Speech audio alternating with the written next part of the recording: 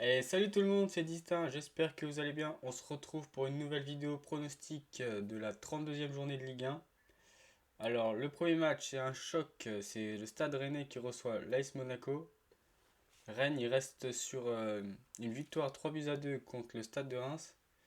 Ils se sont fait un petit peu peur quand même, parce que Reims, ils sont revenus sur la fin. Et Reims, ils ont loupé un penalty. Donc, ils auraient pu faire 3-3. Monaco, ils ont battu 3 le week-end dernier, 2 buts à 1, avec deux magnifiques buts quand même. Ils ont plutôt bien géré le match, ils n'ont pas trop été mis en difficulté, je trouve.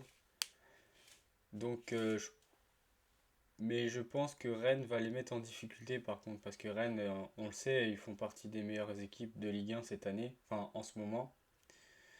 Donc, je pense que Rennes va embêter Monaco, sachant que Monaco n'est pas une équipe très régulière. Rennes tourne plutôt bien, donc je vois plutôt une victoire de Rennes, 2 buts à 1. Ensuite, le match suivant, c'est le l'AS Saint-Étienne qui reçoit le Stade Brestois. Bon, bah, l'AS Saint-Étienne, ils sortent d'un match plus que catastrophique. Ils mènent 2-0 contre Lorient, ils en prennent 6 derrière. J'ai jamais vu ça. C'est inexplicable. Si, on a vu ça avec le PSG en Ligue des Champions, mais c'était le Barça quand même en face. Que là, c'était Lorient, un concurrent direct. Ils ont carrément lâché le match. C'est inexplicable ce qu'ils ont fait, ils avaient pas le droit de faire ça. Bon, enfin bref, ils l'ont fait quand même.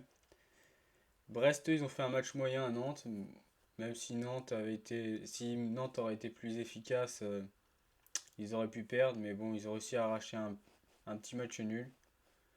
Au vu des formes respectives des deux équipes, je dirais plutôt match nul, un but partout.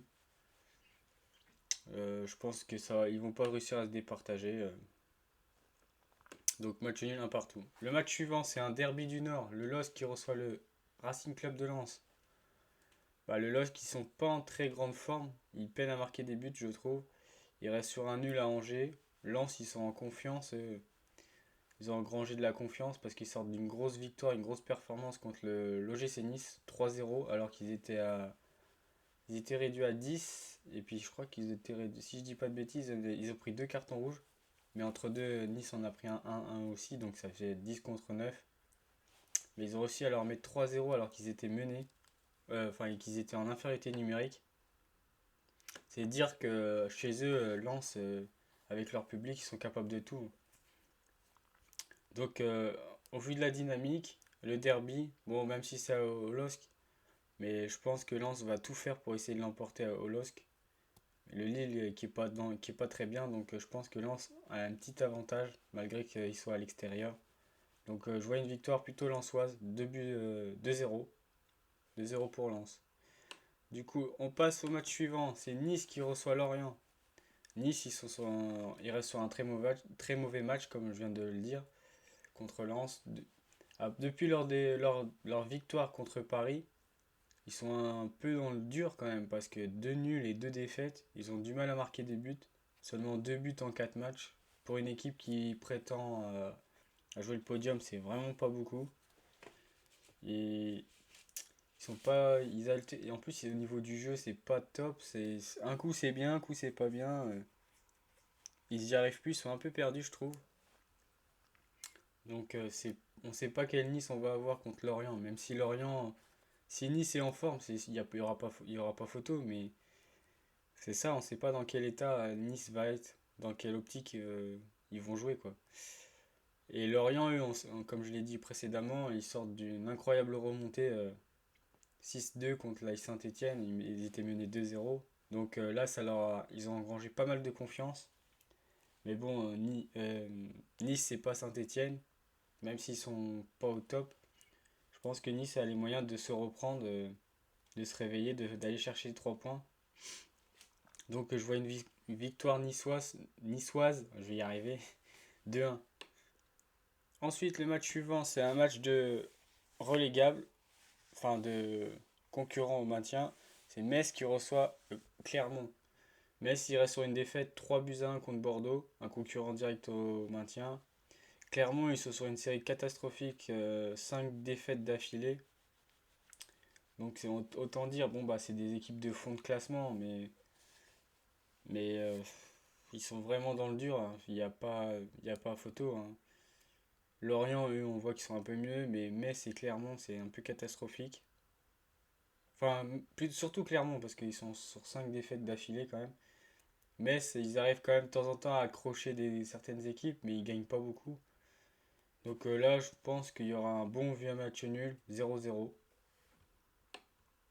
Ensuite, le match suivant, c'est Montpellier qui reçoit le Stade de Reims. Montpellier reste sur 2 défaites d'affilée. La dernière en date, c'était contre Marseille 2-0. Un match où ils ont été dominés dans l'ensemble. Reims sort d'une défaite contre Rennes, mais bon, ils ont fait un bon match quand même, parce que Rennes, c'est une très bonne équipe. Ils auraient même pu arracher le match nul, comme je l'ai dit, s'ils auraient réussi à convertir leurs 2 pénaltys. Ils en ont converti que un. Ça aurait fait 3 partout. Donc ils ont perdu, mais ils sont pas passés loin du match nul. Montpellier, cette année, je les trouve beaucoup moins forts que les saisons précédentes. Bon, en même temps, ils ont perdu Laborde et Gaëtan Laborde et Andy Delors. J'ai inversé les noms et les prénoms. Donc ils ont plus d'attaque. Enfin, ils ont recruté Germain, mais c'est pas aussi efficace. C'est loin d'être aussi efficace que Delors et Laborde. Du coup, c'est pour ça que Montpellier est un peu moins fort, je pense. Du coup, je pronostique plutôt un match nul, un but partout. Ensuite, on passe au match suivant, c'est Nantes qui reçoit Angers. Un derby. Non, pas non, c'est un derby quand même. J'allais dire un derby breton, mais je suis pas sûr que Angers soit considéré dans la Bretagne. Déjà, Nantes, ils se disent breton, mais je suis pas sûr. Enfin bref, c'est un autre débat. Du coup, Nantes, ils ont un coup de mou. Mais bon, en fait, moi, je pense qu'ils rentrent tout simplement dans les rangs. C'est-à-dire que je pense qu'ils étaient en sur-régime quand ils cartonnaient un petit peu. Là, ils tapaient toutes les équipes, mais au vu de l'effectif qu'ils avaient, c'était un peu improbable qu'ils arrivent à faire ces performances-là. Donc je pense qu'ils étaient au taquet du taquet. Donc là, ils retrouvent leur vrai niveau, entre guillemets, sans leur faire injure, mais c'est plutôt une équipe de ouais, la 8, dans les, entre la huitième et la 10e place. Donc à un moment, ils étaient quand même 5 ou sixième et ils cartonnaient pas mal. Donc là, ils rentrent un peu dans le rang, donc c'est un peu normal. Et Angers reste sur un bon point contre le LOSC. Donc Angers, ils ont eu une grosse période de passage à vide. Ils sont restés très longtemps sans victoire. Ils ont failli accrocher Lyon. Ils ont accroché Lille. C'est un tout petit peu mieux. Mais je vois quand même une victoire nantaise 1-0. Une petite victoire, mais victoire quand même. Ensuite, le match suivant, c'est Troyes qui reçoit Strasbourg. Troyes, ils sont plutôt en forme, hein, pour une équipe qui joue le maintien. Par la défaite contre Monaco, qui est logique, hein, c'est une équipe de haut de tableau. Là, ils ont des résultats intéressants. Ils ont battu Reims, ils ont fait nul à Saint-Etienne, ils ont battu Nantes, ils ont battu Bordeaux. Donc c'est plutôt une bonne dynamique, hein. Strasbourg, bon, on sait que c'est une bonne équipe, hein. Une bonne surprise cette saison en championnat. Ils restent sur un nul contre Lyon. Même si en étant réaliste, à un moment ils ont la balle de 2-0, bon bah passe au-dessus. Il a voulu tenter la reprise de volée, comment il s'appelle, Liénard je crois. Dimitri Liénard, il a voulu tenter la reprise de volée. Je pense qu'il avait le temps de la contrôler, mais après c'est vrai que s'il met sa reprise de volée, il met un but magnifique. Mais bon, c'est la balle de 2-0. Je pense que c'est là que c'est le tournant du match. Mais Strasbourg, bah, c'est une très belle équipe. Ils ont de très bons joueurs de Ligue 1. Donc je pense qu'ils vont être au-dessus de 3. Ils vont gagner 2 buts à 1. Ensuite, on passe au match suivant. C'est Lyon qui reçoit Bordeaux. Bah, Lyon, ils ont du mal à gagner en Ligue 1 en ce moment. Ils font beaucoup de matchs nuls. Défensivement, comme je l'ai déjà dit, c'est vraiment pas top. À chaque fois que vous regardez les buts qu'ils prennent, c'est une erreur défensive. La dernière fois, il y a un des buts, t'as Ndombele et je sais plus quel défenseur, il protège le ballon en pensant que Lopez peut sortir et la prendre. Mais si tu vois que ton gardien il va pas pouvoir la prendre, bah tu dégages et non, ils se font chipper le ballon, ils prennent un but comme ça, un peu bêtement. Contre Angers, la dernière fois, le week-end dernier, il y a un centre, et ça passe devant 2 défenseurs, il n'y a aucun défenseur qui intervient, bah l'attaquant angevin il la met au fond, hein. Donc défensivement, c'est pas top. Bordeaux, ils ont réussi à battre un concurrent direct au maintien, 3-1. C'était Metz, le FC Metz. Donc ils ont un petit peu, c'est un peu mieux, ils ont engrangé un peu de confiance grâce à cette victoire. Mais je pense que Lyon va finir par se réveiller quand même à un moment, hein. Donc je pense que Lyon va gagner 3-1. Et on passe au dernier match. Et le dernier match c'est le classique, comme on dit. PSG qui reçoit l'OM. PSG reste sur de bonnes prestations, même faut noter que c'est des équipes de bas de tableau qui sont assez faibles, hein. Lorient et Clermont, ils restent sur 2-6-1, c'est ça, je crois. C'est des équipes qui jouent qui jouent le maintien. C'est pas un exploit de faire ce genre de prestations au vu de l'équipe qu'ils ont, le PSG, hein. Donc, faut pas non plus s'enflammer, mais ils sont quand même, faut souligner quand même qu'ils jouent quand même un petit peu. Bon, même si c'est des petites équipes, entre guillemets.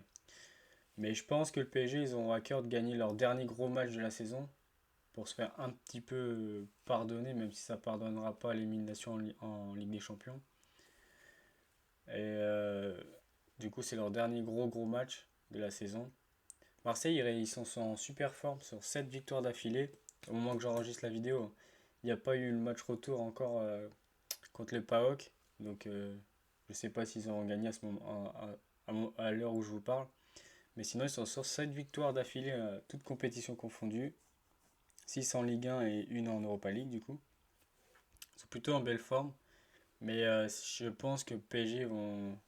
Du coup, ici, ils décident vraiment de jouer, bah, clairement, ils sont au-dessus vu l'équipe qu'ils ont. Je pense que le PSG va l'emporter 3-1. Du coup, voilà, c'était mes 10 pronostics pour la 32e journée de Ligue 1. Alors, n'hésite pas à donner tes pronostics dans les commentaires, donner ton avis si tu es d'accord avec moi. On peut faire des petits débats, je suis toujours ouvert, hein. C'est plutôt même intéressant de voir vos points de vue. Et si la vidéo te plaît, on n'oublie pas de lâcher le pouce bleu, de liker, de partager et de s'abonner. Et je te dis à la prochaine pour une prochaine vidéo.